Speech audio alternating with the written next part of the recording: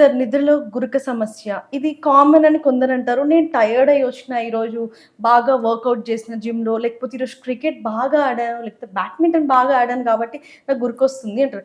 చాలా చాలా ముఖ్యమైన సబ్జెక్ట్ ఇది. చాలా మందికేంటంటే ఇంకా దీని మీద పూర్తిగా అవగాహన లేదు. ఒకటొకటి మనం గుర్తుపెట్టుకోవాల్సిందంటే గురక ఎవరు పెట్టినా గానీ, చిన్న పిల్లలు గానీ, పెద్దవారు గానీ, ఏ వయసు గానీ గురక పెడుతున్నారంటే సింపుల్ ఏంటంటే ఈ శ్వాసనాళం లోపల ఏదో అబ్‌స్ట్రక్షన్ వచ్చిన దానివల్ల ప్రాపర్‌గా లోపలికి శ్వాస వెళ్ళట్లేదు. అబ్‌స్ట్రక్షన్ వల్ల సౌండ్ వస్తుంది. ఇప్పుడు మనమందరం చిన్నప్పుడు విజిల్స్ వాడే ఉండుంటాం. సో, బలంగా విజిల్ చేసినప్పుడు సౌండ్ వచ్చేది. ఎలా వస్తుంది?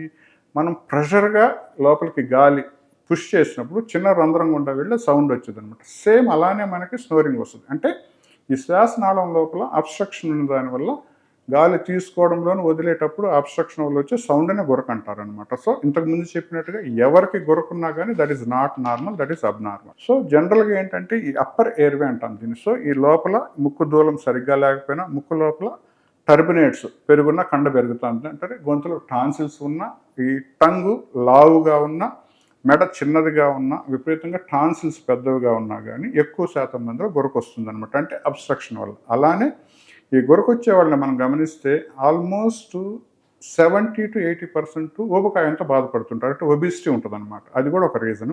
అలానే చాలామంది థైరాయిడ్ ప్రాబ్లమ్‌తో బాధపడుతుంటారు, హైపోథైరాయిడ్. సో, ఎప్పుడైతే ఇటువంటి ప్రాబ్లమ్స్ ఉన్నాయో వారిలో గురకొస్తుందో ముఖ్యంగా మనం గమనించుకోవాల్సింది ఏంటంటే శ్వాస తీసుకొని వదిలినప్పుడు ముఖ్యంగా నిద్రపోయేటప్పుడు శ్వాసనాళం దగ్గరకు వచ్చేస్తుంది. ఆల్మోస్ట్ కుంచించుకుపోయి క్లోజ్ అయిపోద్దనమాట. ఎప్పుడైతే క్లోజ్ అయిపోతుందో లోపలికి ఎయిర్ వెళ్ళట్లేదు కాబట్టి ఆ సిగ్నల్ బ్రెయిన్‌కి వెళ్ళినప్పుడు అని వెంటనే ఉలిక్కిపడి లేస్తారు. ఇలా రాత్రి మొత్తం జరుగుతూనే ఉంటుంది. దీన్ని మనం యాప్నియా అంటాం. అంటే కొంచెం సేపు కొన్ని సెకన్ల పాటు శ్వాస పూర్తిగా ఆగిపోద్దనమాట. ఇది రిపీటెడ్‌గా జరుగుతూనే ఉంటుంది వీళ్ళల్లో. మార్నింగ్ లేసాక వీళ్ళకేందంటే ప్రాపర్‌గా ఆక్సిజనేషన్ జరగలేదు కాబట్టి, అలానే కార్బన్ డయాక్సైడ్ ఉండిపోయింది కాబట్టి, ఒక 5-10 ఇయర్స్ ముందు వీళ్ళెంత యాక్టివ్‌గా ఉన్నారో ఎగ్జాక్ట్‌గా రివర్స్ ఉంటదనమాట.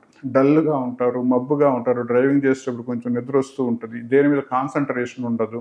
కోపము, చిరాకు చాలా ఎక్కువగా ఉంటాయి.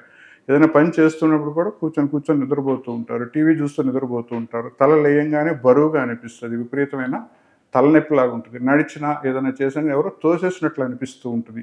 మెట్లెక్కినా, బరువులు మోసినా ఆయాసం వస్తుంది. ఇవన్నీ దానికి సంబంధించిన లక్షణాలనమాట. ఈ లక్షణాలన్నిటిని తీసుకొని నాకు బ్రెయిన్‌లో ఏదో ప్రాబ్లమ్ అయిపోయింది, లేదా నాకేదో హార్ట్‌లో ప్రాబ్లమ్ అయిపోయింది, డిఫరెంట్ స్పెషలిస్ట్‌లని చూస్తూ ఉంటారు. అసలు యాక్చువల్‌గా ప్రాబ్లమ్ ఏంటంటే నిద్రలో గురక రావడం, వచ్చినప్పుడు శ్వాసనాళం బిగుసుకుపోయి ఆక్సిజన్ తగ్గిపోవడం అనమాట.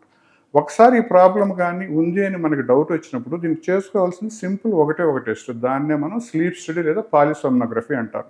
ఇది నిద్రలో చేసే టెస్ట్. నిద్రపోయేటప్పుడు ఈ శ్వాస ప్రక్రియ ఎలా ఉంది, ఎన్నిసార్లు శ్వాసనాళం దగ్గరకు వస్తుంది, ఎన్నిసార్లు కుంచించుకుపోతుంది, ఆక్సిజన్ ఎంత దగ్గుతూ ఉంది, ఆ టైంలో బ్రెయిన్ మీద గానీ, హార్ట్ మీద గానీ ఎలా మార్పులు వస్తున్నాయని మొత్తం రికార్డ్ అవుతుంటుందనమాట. దాన్ని మనం అనలైజ్ చేసి కొంచెం ఉందా, ఎక్కువ ఉందా, చాలా ఎక్కువగా ఉందనే సివియారిటీని బట్టి దానికి సంబంధించిన ట్రీట్మెంట్ చేసినప్పుడు ఈ గురకకి మనం పర్మనెంట్‌గా సొల్యూషన్ ఇవ్వచ్చు.